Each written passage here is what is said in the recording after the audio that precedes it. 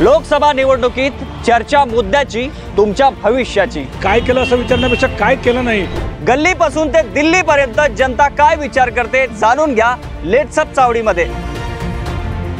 प्रमुख शहरातील सत्ताधारी आणि विरोधक आमने सामने। लोकांना काय काही बोलू शकतात, काही लोकांना डोळे तपासणीची आवश्यकता आहे। परखड आणि खुली चर्चा लेट्सअप वर पाहायला विसरू नका। लेट्सअप मराठी।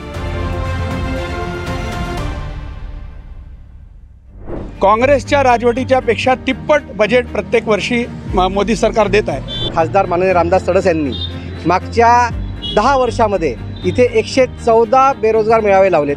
तथ्य की त्याचा विषय ना कुठंच अंदाज लागत नाही। विकास बयाड झाला सर, विकास बयाड झाला। बेकार आहे शिक्षित तरुण जर बेकार आहे, गुन्हेगार फक्त मोदीचं सरकार आहे। हे खरं आहे की नवीन उद्योग आला नाही, पण जे इथले एक्झिस्टिंग उद्योग होते त्याच्यात जवळपास 5000 कोटीचं इन्व्हेस्टमेंट झाला आहे। भारत सरकारला तुम्हाला शरम वाटते का? थोडीशी शरम वाटते का? अरे लिहा ना, आमचा भारत हा गर्वान सांगतो आम्ही भारतात राहतो म्हणून। लिहा भारत सरकार। मला असं वाटते की यांना अभ्यासाची गरज आहे। भारत सरकार या विषयावर यांनी जर हे मत मांडलंय तर माझ्या मतीने हे चुकीचं मत आहे। राम मंदिरचा मुद्दा हा 500 वर्षांनी अस्मितेचा होता, म्हणून हा मुद्दा बिलकुल योग्य आहे। रामाचा आहे की बाबराचा आहे याचा निर्णय या निवडणुकीत होणे आवश्यक आहे। 2024 मध्ये मोदीची गॅरंटी ही नापास झालेली आहे। विकास हा शून्य आहे। यांचे उमेदवार आहेत, त्यांचे वडील 5वे आमदार होते, आमदार आर्वीचे, हे स्वतः 3वे आमदार होते। आर्वीतला कोणता विकास? यांनी 40 वर्ष एका घरात आमदारकी होती, आता खासदारकीला उभे राहून कोणते दिवे लावणार आहे? पूजा तड़स को न्याय मिलना चाहिए। नारी का मतलब क्या है? आप बोलते हैं नारी का सम्मान, बोलते हैं बीजेपी वालों के लिए नारी क्या है?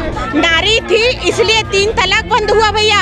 और ये बात कर रहे हैं तो पश्चिम बंगाल में क्या चल रहा है, वहाँ का अन्याय इनको नहीं दिखता है। आपने ट्रिपल तलाक का ये होता था कि जो ट्रिपल तलाक मतलब जो आदमी दे रहा उसको आजीवन कारावास देते, ये क्या वो तो चाहेंगे ना कि छुटकारा दिलाने के। नहीं लगता है फायदा हुआ है? कोई फायदा नहीं हो। राम मंदिराबद्दल आम्हाला राम मंदिर नको, इथे दवाखाना पाहिजे, शाळा पाहिजे। राम मंदिर अयोध्येत झाल्यावरही वर्धा जिल्ह्यात 2 दवाखाने झाले, याला राम मंदिर कोण पाहिजे? ज्यावेळेस निवडणूक काँग्रेस आणि महाआघाडी हारते त्यावेळेस यांना ईव्हीएमचा प्रश्न असते। राष्ट्रीय परिषदमध्ये आमच्या पैलवानानं शरद पवारला हरवलं, समजलं? अमर काय क्या चीज आहे?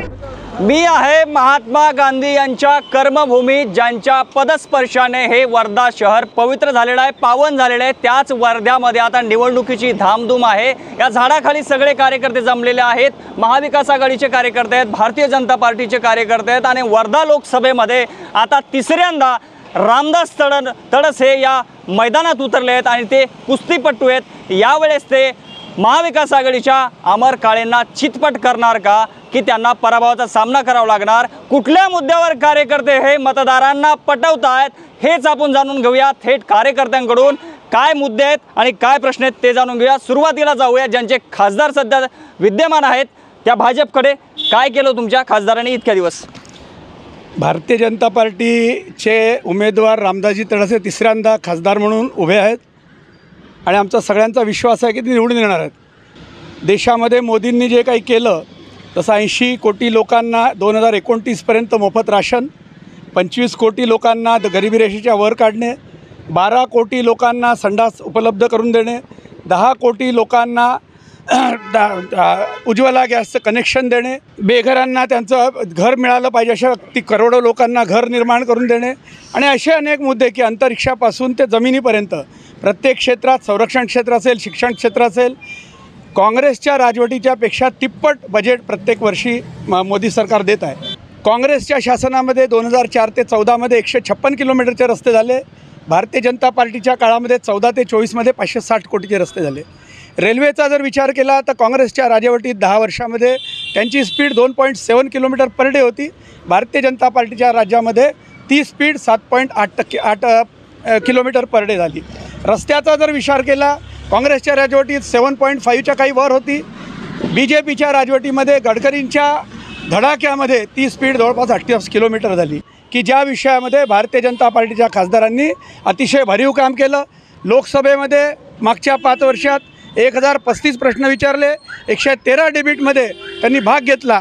अशा सगळ्या लोकांच्या प्रश्नांवर आमच्या खासदारांनी आवाज उठवला आणि त्या आधारावर विकासाच्या आधारावर आम्ही मतं मागतो. बेरोजगारीचा मोठा प्रश्न आहे. बेरोजगारांसाठी काय केलं रामदास तडस यांनी?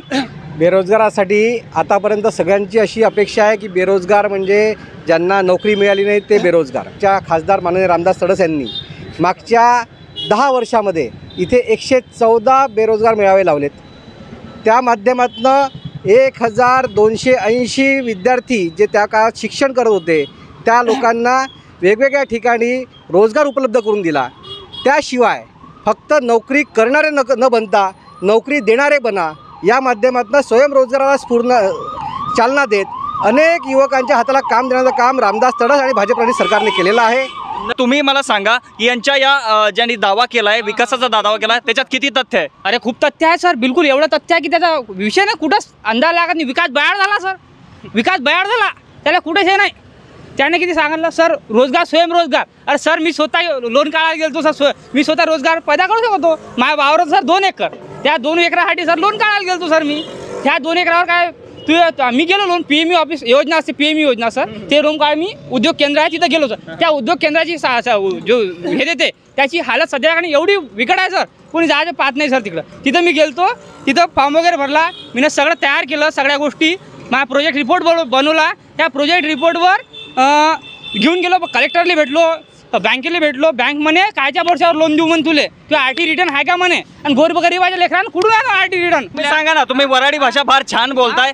दोन वाक्यात जर सांगायचं झालं असतं तुम्ही कसं सांगाल? हां, शिक्षित तरुण जर बेकार आहे, शिक्षित तरुण जर बेकार आहे, गुन्हेगार फक्त मोदीचं सरकार आहे, गुन्हेगार फक्त मोदीचं सरकार. त्याच्यामध्ये सर यानं का इंडियाकडून भारत केलं. अरे मग भारत जेव्हा तुम्ही ते राशन वाढत हा म्हणते सगळ्याला राशन देत आहे फुकट 5 किलो गहू आणि 26 किलो तांदूळ प्रत्येक कुटुंबाले. त्याच्यावर मोदी सरकार लिहिणं, भारत सरकार लिहा. तुम्हाला शरम वाटते का? थोडीशी शरम वाटते का? अरे लिहा ना, आमचा भारत आहे, गर्वान सांगतो आम्ही भारतात राहतो म्हणून. लिहा भारत सरकार. कम नाही लिहा तुम्ही भारत सरकार? शरम वाटते तुम्हाला थोडीशी? तुमचं खंडन केलेलं आहे, तुमचं खंडन केलेलं आहे त्यांनी. काय सांगा, काय उत्तर द्याल त्यांना? ह्या विषय असा आहे की उद्योगाच्या याच्यामध्ये हे खरं आहे की नवीन उद्योग आला नाही, पण जे इथले एक्झिस्टिंग उद्योग होते त्याच्यात जवळपास 5,000 कोटीचं इन्व्हेस्टमेंट झालं आहे. जसं 3-4 कारखाने आहेत इथे, जसं एक इव्होनित मेटॅलिक्स म्हणून आहे, त्याच्यात या 1.5 वर्षामध्ये 1200 कोटीचं इन्व्हेस्टमेंट होऊन राहिलं. हिंगणीमध्ये एक कारखाना आहे IPCA म्हणून, फार्मास्युटिकल कंपनी आहे, 300 कोटीचं इन्व्हेस्टमेंट आहे.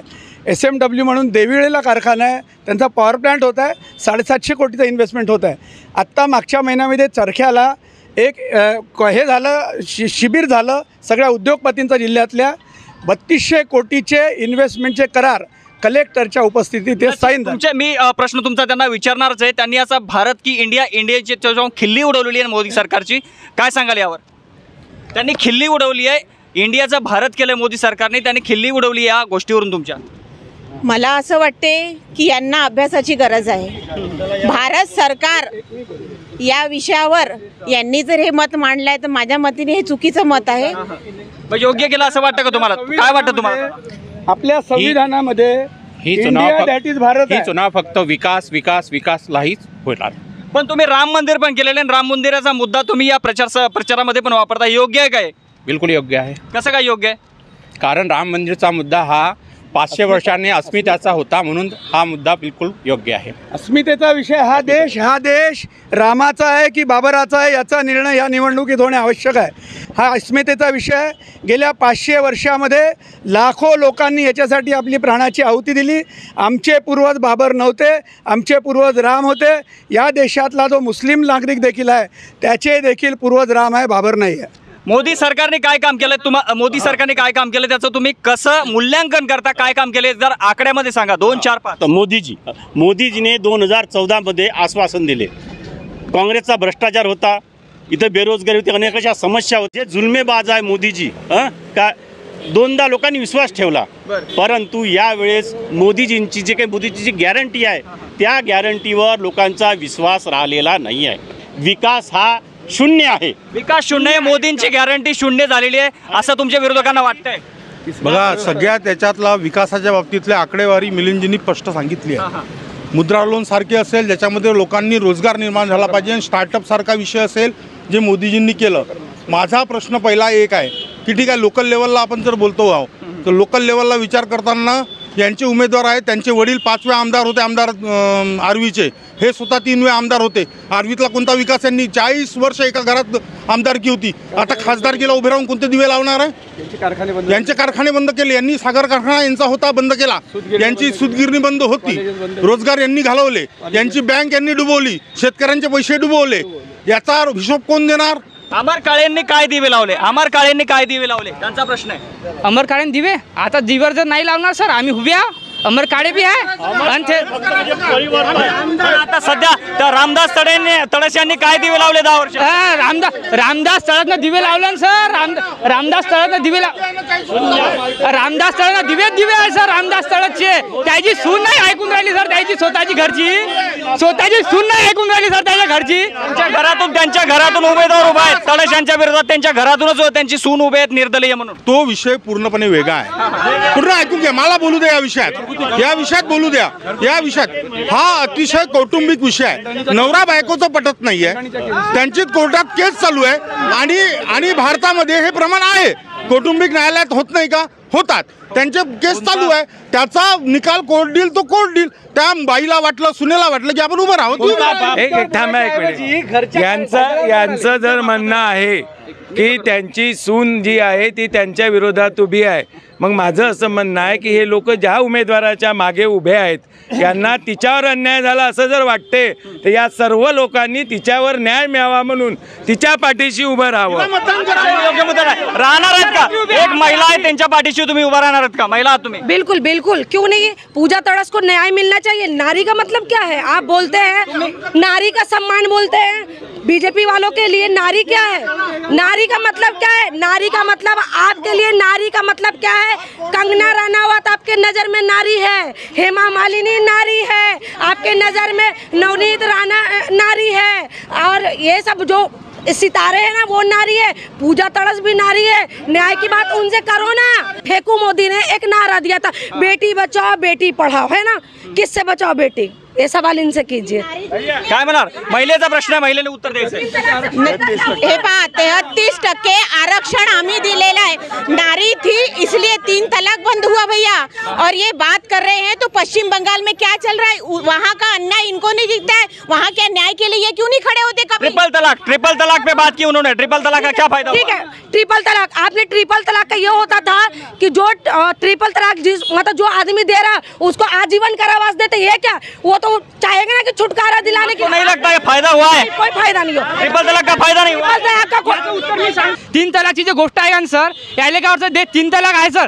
तुमची बायको आहे सर. तुमची बायको तुमची जे बायको आहे सर तुम्ही जे तिला तलाक देऊन राहिले आणि ते चालली पोलीस स्टेशन मध्ये. ते जर तुमच्या फिला रिपोर्ट हा माझ्या नवरा मला तलाक देऊन राहिला बा आणि ते तुम्हाला ते पूर्ण आयुष्य जेलमध्ये टाका. तुम्ही त्या बायकोला समर्थन करता त्या कायद्याचं, जुन्या कायद्याचं समर्थन नाही आहे. समर्थन करता नाही समर्थन. 3 तलाक मंजूर झाल्यापासून किती झाले म्हणा असे? हे काही सांगायचं का? काही असं किती वेळा झालं? आकडेवारी द्यावी त्यांनी. विचारायचा आहे तो नरेंद्र मोदी यांनी कुठले असे 4 काम केले की ते तुम्ही सांगता अभिमानाने सांगा. 370 कलम, 500 वर्षाचा राम मंदिराचा लल्लाचा स्थापना, 3 तलाक, सीए कानून, 1 नेशन 1 इलेक्शन म्हणून 2024 400 पार मोदी सरकार. राम मंदिराबद्दल काय बोला? राम मंदिरापेक्षाही आम्हाला शाळा पाहिजे. बेरोजगारी किती आहे इथं? वर्षाला शेतकरी तुम्हाला आत्महत्या होत आहे. विदर्भामध्ये शेतकऱ्यांच्या वर्षाला 1000 आत्महत्या होत आहे. विद्यार्थ्यांना नोकरी नाही आहे, तरुणांना नोकरी नाही, तरुण आत्महत्या करत आहेत. त्यावर बोला. राम मंदिराच्या प्रतिष्ठापना सोहळ्याला काँग्रेस का गेलं नाही? बहिष्कार का घातला? बहिष्कार 370 राम मंदिर. अरे तुम्ही बोलवलं कोणाले? बोलवलं गेले नाही का? कोण नाही होतं तिथं? 370 हटवले. चांगलं झालं. त्याची पद्धत चांगली होती का ते विचार केला का? 2 विभाग केले सर त्याच्यामध्ये. आता सध्या माझा प्रश्न केली का राहुल गांधींनी राम मंदिराच्या सोहळ्याला जाऊन? ते त्यांचा वैयक्तिक विषय आहे. वैयक्तिक आपण कोणाला म्हणू शकत नाही. राम मंदिराबद्दल काय? आम्हाला राम मंदिर नको, इथे दवाखाना पाहिजे, शाळा पाहिजे, बेरोजगारांना रोजगार पाहिजे. राम अयोध्येचं राम मंदिरही झालं. जय जय श्रीराम. यानंतर आपला वर्ध्यामध्ये स्थानिक प्रश्न काय? वर्ध्यामध्ये स्थानिक प्रश्न काय? राम मंदिर नको. वर्ध्यामध्ये स्थानिक प्रश्न काय सोडवलेले आहेत? सांगतो ना, राम मंदिर अयोध्येत झालं. राम मंदिर अयोध्येत. काय म्हणणं आहे? त्याचे दवाखाने सांगतो. राम मंदिर अयोध्येत झाल्यावरही वर्धा जिल्ह्यात 2 दवाखाने झाले. याला राम मंदिर कोण पाहिजे? राम मला मंदिर. सांगा, तुम्हाला रामदास तळस यांच्या विजयाची गॅरंटी आहे का? मागच्यापेक्षाही मागच्या 2 इलेक्शन मध्ये 51. मागच्या 2 इलेक्शन पश्चिम बंगाल में क्या है? पश्चिम बंगाल में क्या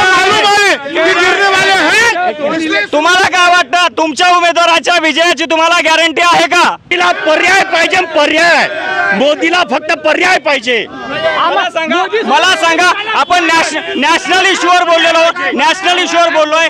तुम्हाला काय पाहिजे वर्ध्यामध्ये? वर्ध्यातल्या लोकांना काय हवंय ते मला सांगा. मोदीला पर्याय पाहिजे, पर्याय. पर्याय पाहिजे. तुम्हाला काय बोलायचं?